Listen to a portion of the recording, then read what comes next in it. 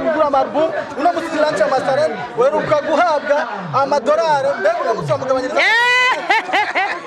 Oh my god, jewe ibintu by'amahera sinkunda kubikora.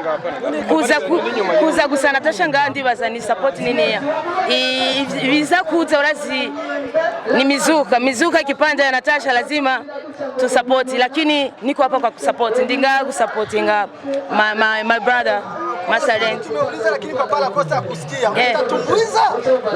Kutumbuiza wakinipa na muda lazima nisalimie mafanzi kwa sababu watu walikuja hapa ni mafanzi wetu wa muziki wa Burundi. Lazima niwasalimie, niwaguse kwa sababu nimefika ya kwanza mimi nishakuja hapa kama mara pili hapa La Costa. Na papa La Costa ama La Costa ni watu ambapo wanapenda muziki. Lazima nitie zile baraka. Yeah. Yes, swali la mwisho kabisa Natasha, na kwa surprise ya pili leo. Sababu umetupiga surprise wengi wa kuiona. Na leo napiga nyingine. Je, Natasha? Kwanza asubuhi nyinyi mimi nilikuwa nimeamka mkanifanyia surprise. Hao walikuja airport na mshindikiza Barnaba. Basi tu mmepata hakimu kate vitu. Nilikuwa na usingizi.